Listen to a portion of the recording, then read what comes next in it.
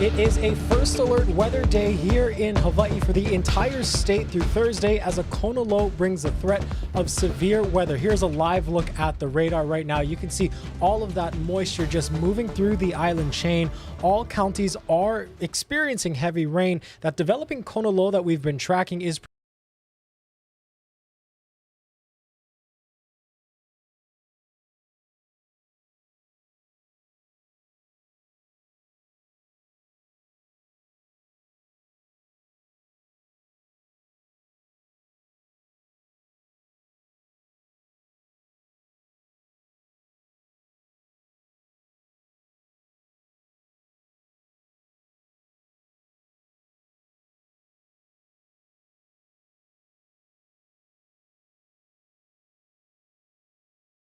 And on Oahu's major roadways, they're removing any storm drain obstruction. Starting today, Hawaii County is closing Waipio Valley Access Road to anyone except residents and farmers. Residents are also asked to prepare emergency kits, secure properties, and get familiar with those evacuation routes. Now, the possibility of flooding is especially nerve-wracking on Maui, where upcountry areas that burned in August are at risk of mudslides. About 12,000 acres in Kula were left with no vegetation to keep the soil in place during heavy rain.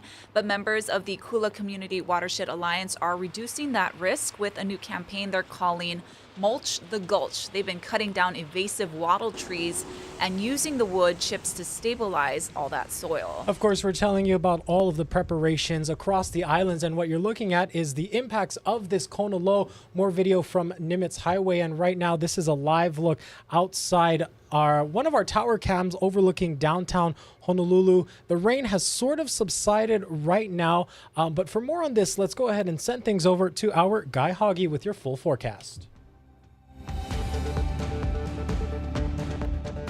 How's it on this Wednesday? It is a first alert weather day for the entire state. There is a flood watch on through tomorrow afternoon for all islands. That means flooding conditions are possible with heavy rain and thunderstorms likely to pop up anywhere across state. Now, this morning, most of the rain is hovering around Kauai and around Hawaii Island. But it's also going to converge onto Maui and onto Oahu later this afternoon. This afternoon, with the heat, there's a higher chance for thunderstorms to fire up. And plus, with the light winds today, light kona winds, that will allow the rain to build up even more than it normally would be. If the winds were stronger, they'd push the rain out. As though the winds are light, the rain will likely sit and accumulate. That means there's a higher threat for flooding. So again, it's a first alert weather day statewide. Temperatures will obviously run cooler, and we'll see lots of cloud cover and some heavy downpours here and there. And again, that could lead to flooding. Not a whole lot of surf to speak of, although there's a little northwest boost expected today. But keep in mind that do the eyeball test before you paddle out. It could be quite choppy for some areas around those storms, and also there's likely to be a lot of runoff. There would be some brown water around, and you don't want that. So first alert weather days, probably today and most likely tomorrow, and they'll see some showers probably easing up as we head towards the weekend, but still should be a little damp on Friday and on Saturday.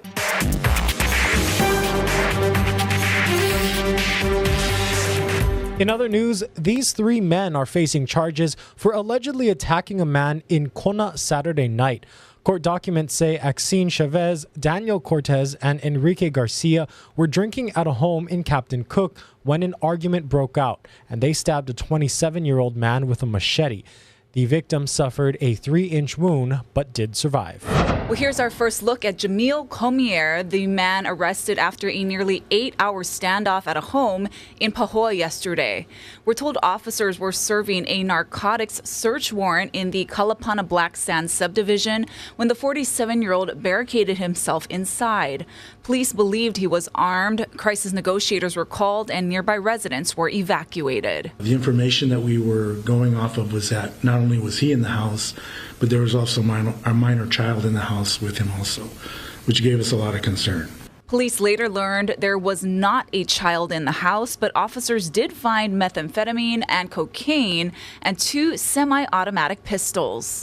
The 6th round of hostage releases is underway in Gaza as the ceasefire between Israel and Hamas is set to expire in 24 hours. CBS's Ian Lee reports on the latest group of hostages released. One by one, they emerge from Hamas captivity in Gaza, from the very old to the very young. This girl carries her pet dog amid taunts from the crowd. As more captives come out, so do their tales of terror. They are not looking good. Sharon Caldron is the aunt of 16-year-old Sahar and 12-year-old Erez, seen here being kidnapped by militants. They were held underground for more than 50 days before being freed. And you can see it on their face that they didn't see light, sunlight. The aunt of another young hostage told French TV Hamas forced her 12-year-old nephew to watch videos of the October 7th massacre and threatened him and other children with weapons each time they cried. Around 160 hostages are thought to remain in captivity in Gaza, including 9 Americans. The ceasefire may have brought an uneasy calm to the territory, but it hasn't eased the pain for the Palestinians. This newlywed says, "We're tired. Ever since we were born, we've been enduring war and destruction." But Israel says the war will resume once Hamas stops releasing hostages. Ian Lee, CBS News, London. First Lady, diplomat, political strategist, and advocate. Rosalind Carter lived a life like no other, and today she was laid to rest. Ivan Rodriguez is in Plain, Georgia, with more. Family and friends gathered inside Maranatha Baptist Church for a final private ceremony like we saw in Atlanta on Tuesday. Former President Jimmy Carter was also in attendance to say goodbye to his partner of more than 77 years. Loved ones bidding a final farewell to Rosalind Carter Wednesday. Rosalind went to almost every corner of the world and met with people from all walks of life. After a moving tribute brought leaders and luminaries together on Tuesday to celebrate the remarkable trail she blazed over 96 years. My grandmother doesn't need a eulogy. Her life was a sermon. From Georgia to the White House and around the world. She was made for these long journeys, and she was made to summit these mountains. Hand in hand with former President Jimmy Carter, the pair dedicated themselves to service for nearly 8 decades. Their partnership and love story was a defining feature of her life.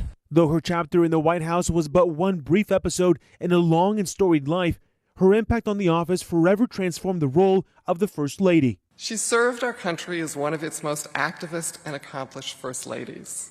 And put her on a path to do extraordinary things. She shaped our national policies. She faced down dictators herself on issues of human rights. Together, the Carters redefined life after the presidency, caring for the most vulnerable, sheltering those in need, and fighting for peace and justice. Rosalind's compassion and empathy for those who are suffering was boundless. Visiting more than 120 countries throughout her decades of service, Rosalind Carter has now come home to her final resting place. But the legacy she built will carry on.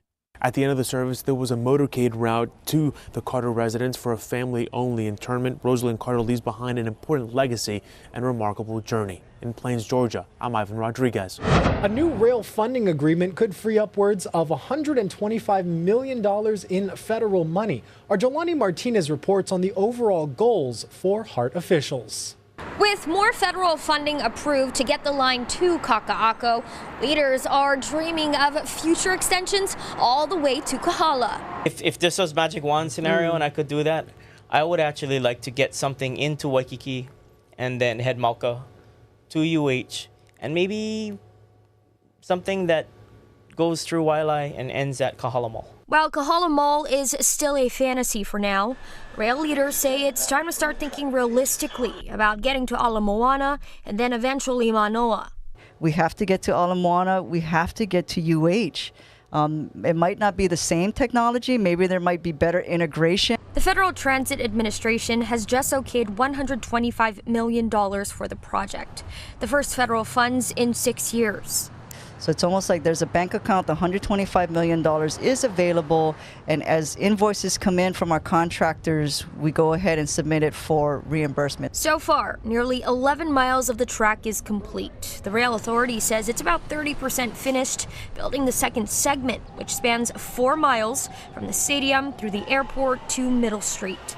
Leaders hope to be ready in a 1.5 years. We're going to power that segment, I think it's February to April timeframe of next year, and they're going to start testing soon. Extending it all the way to like downtown, I mean, it would be used a lot more if, people over there had access to it. I'm looking forward to it. Makahilo resident Dolores Reconsol is among the 3,500 riders who use the rail daily. Because it goes all the way to Alamoana Shopping Center, so that's an easy trip straight from here. And then it'll stop by the airport, which is where I work. It's a 5-minute walk from there to my job, so yeah, more convenient for me. And Annette Milho of Kapolei says she takes the rail to work every day at Palimomi. On Tuesday, she breezed past the traffic jams created by the heavy rain. There's a lot of accidents for today, and riding the rail so much easier. Based on rider requests, the city may expand the rail hours from 4 a.m. to midnight once the second segment opens. Jolani Martinez, Hawaii News Now. Now, as you saw, yesterday's Spotlight Now conversation was all about the rail system. Here's more of that discussion with Department of Transportation Services Deputy Director John Nouchi and HART Executive Director and CEO Lori Kahikina. How much of a significant impact do you think that will have with the overall ridership and numbers that you're seeing, noting that there are some pretty important stops and bigger segments of this that could draw more people into the ridership? Yeah, we could not be more excited in anticipation of that next segment opening. The next 4 stations and 4 miles really do hit a lot of very important areas. We will be extending past the Halawa Aloha Stadium station and extending past the Joint Base Pearl Harbor Hickam, actually into the Honolulu Daniel K. Inouye Honolulu International Airport. That's no small feat. I think we're one of the first, we're one of the few rail systems that on their first try managed to engineer and design our rail system right onto the airport property. That doesn't happen in a lot of places. So kind of a large win that maybe we don't celebrate as much as we should. Continuing on, it'll hit the Lagoon Drive industrial area and actually touch the edge of Honolulu at Kalihi and Middle Street. So really big ridership areas for us, huge job and residential potential. Let's talk a little bit about overall cost. People are very fixated, of course, on the cost of this project. Have the numbers changed? How are you doing in that regard? The numbers have changed significantly from the 2012 full funding grant agreement, and that was over 10 years ago. So of course, with inflationary costs, the numbers have increased, but right now, since we had submitted the recovery plan last year, our numbers have not changed. However, and I'm sure you folks are going to ask me, one of the biggest procurements, the City Center Guideway Station, it's a nail biter for us. Tens of thousands of people across the islands are in need of housing, but the supply can't keep up with the demand. That's why a Hawaii delegation is looking abroad for new ways to speed up the process. Emily Cristobal takes us to a construction site in Singapore where they're doing just that. Modular housing or prefabricated homes. Maybe you've heard of the term before, but what exactly is it and how does it work? Well, there's a company in Singapore that's developed designs to build housing complexes in a safer, faster, and more efficient way. This is the construction site for Ong Mo Kyo Rise, a privately developed luxury housing project located in the central area of Singapore. Here, workers are using a construction method they call PPVC, or prefabricated, pre-finished, volumetric construction. Unlike prefabricated homes we've seen in Hawaii, where walls are sometimes folded up to make rooms, these units are crafted into concrete boxes. It's all built in an off-site factory where the modules are about 90% finished. They're then transported to the building site where it's put together, kind of like Legos. During our visit, we got to see workers assemble apartments in action, carefully using cranes to stack prefabricated boxes on top of each other. We even got to see how the rooms come together, the kitchen, bathrooms, bedrooms, and more. Looking around the marble and granite finishes, one wouldn't have guessed it was modular. But when you break down the time it took to build, that's where the difference lies. United Tech, a Singapore construction company, said they can finish building one floor in just 8 days. And with Hawaii's huge need for housing, some 7,000 now displaced by the Maui wildfires, and the already 20,000 across the state who can't find an affordable place to live, Now could be the time to implement some version of modular or precast construction. State Senator Stanley Chang, who led the delegation of lawmakers and housing experts, says while this form of construction hasn't been adopted at a large scale in Hawaii, it could help alleviate the need for more housing. We're seeing a lot more openness to it, especially from the construction unions, because I think the realization is there that the need is so great that our construction workforce would need to grow a lot if we need to expand our housing pipeline by 5 times, which is what I think we need to do. Paul Watase of Mark Development Incorporated, which focuses on creating affordable housing in Hawaii, says modular could work in some circumstances. To me, you really save on the financing side, because if you can just fly modules into place, stack it up, you can cut your construction time significantly. And that financing cost can save a huge amount. But he says this type of construction could be a double-edged sword. If modular housing can undercut our unions and our labor force, that labor force could disappear. And we like to use the unions because we're assured of the quality when we use them. Watase emphasizes this is what really hurts Hawaii the most. Everything got to be shipped in. Right, and our cost of materials is way higher than the mainland. Still, lawmakers say the need to increase the supply of housing across the islands is top priority. We have an urgent need for new housing, and if we're able to build a new building, each floor only 6.5 days, that is really quite an improvement over the existing traditional methods that we have here. And that's why I think that that's going to be a big trend that we'll be seeing in Hawaii in the future. While volumetric modular construction could be a solution to meet Hawaii's housing needs, experts say this method would only make sense economically if there is a facility on island creating these prefabricated rooms. Otherwise, transportation and production costs could undermine the benefits of this form of construction. To read and watch more stories from this housing delegation, scan the QR code on your screen. This is Emily Cristobal for Hawaii News Now. Thank you, Emily. Let's take a live look outside now with one of our cams on the Garden Isle. This is Loa'i Beach Resort. Our friends and family over there, Dylan, earlier today said it was storming, but as you can see, it's cleared up and you got some blue skies and sunshine out there. Not too bad. Yeah, we're going to have a quick break, and then when we come back from break, Jen's going to have a quick explainer of what a kona low is. So we'll see you in 2 minutes.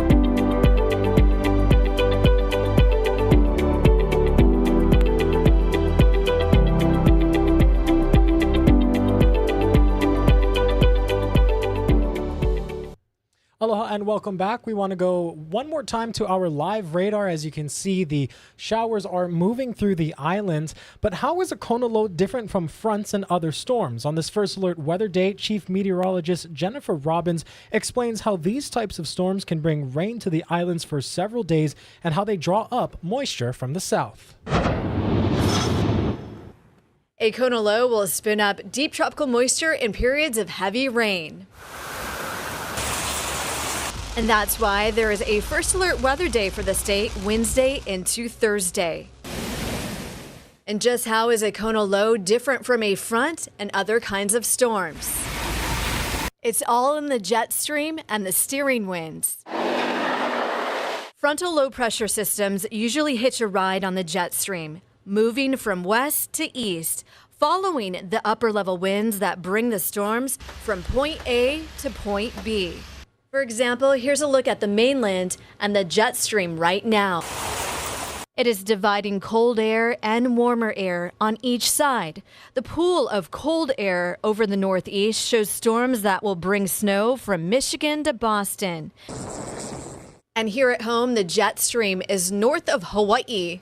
But a Kona low detached itself from the jet stream, and instead of moving from west to east with a front, it remains spinning to our northwest. And with the mechanics of this cutoff low in the upper atmosphere, it creates more instability over the state. And that may lead to more downpours and even thunderstorms as the atmosphere becomes more unstable.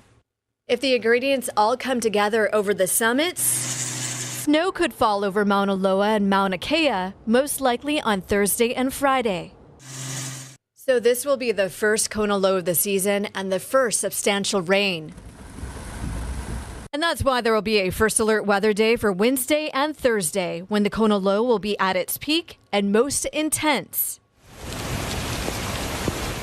So make sure to keep an eye on the sky and have our interactive radar downloading our Hawaii News Now weather app. These individual storms will be popping up the next couple of days. So rain expected to linger this weekend, but it will become more isolated and less intense, which is good news for all the holiday festivities and tree lighting ceremonies. And be safe on this First Alert Weather Day. And for the latest on the weather conditions in your area, scan or screenshot this QR code. It'll take you right where you need to be. You can also send us your weather photos and videos.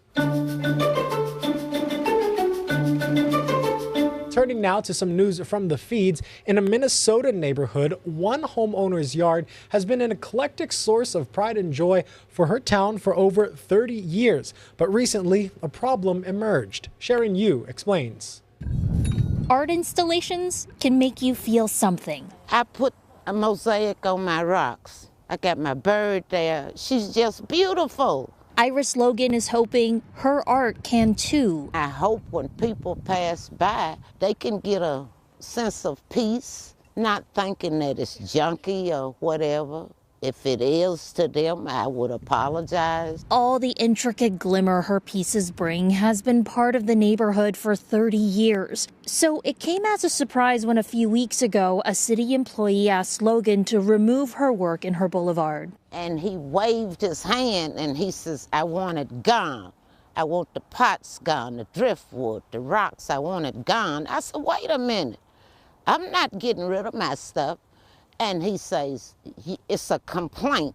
Citing city code, a letter arrived giving her 5 days to remove what's been there for 3 decades. She appealed and neighbors helped remove lots of it. I was younger then. I couldn't move the rocks like I could before. Baby, I got so nervous and stressed. I didn't know what to do. The neighborhood, hearing about this, filed a petition. Mrs. Iris's garden for the last 30 years has brought people together. It's beautified our neighborhood and it's made our community stronger. Ever since that petition went live, it has gathered over 600 signatures. Now just kind of helping garner neighborhood support to get that longer extension for Miss Iris coming up on December 6th. Hoping piece by piece, the city will see the bigger picture. I love my neighborhood. And then I had to get a grip because they had singled me out. And I just didn't want to do it anymore. It broke my spirit. But then I cannot allow that to happen. Sharon Yu, Carol 11 News, St. Paul. Well, hopefully she gets to keep her art after all. It's been there for three decades. It's not bothering anyone, aside from the person who made the complaint, of course. Oh boy. Well, some good news, specifically if you're lactose intolerant. So a household staple is getting a vegan makeover. Kraft partnered with plant-based food company Not Co. for a dairy-free mac and cheese. It's called Kraft Not Mac and Cheese. Clever. The vegan cheese is made with fava bean protein and coconut oil powder. Kraft says it has a similar taste, look, and feel to its original product. The new mac and cheese comes in original and white cheddar with shells. It's going to be rolling out nationwide early next year. Is it the same, though? I don't know. We'll have Got to to put it see. to a taste test. Yes. And just a reminder, you guys, Investigates TV is coming up on K5 immediately following This Is Now at 12:30. And we're going to end today with a live look out at Waimea Bay. Gloomy conditions. What's the weather like in your neighborhood? Send us your images on the Hawaii News Now mobile app. Have a great Aloha Wednesday.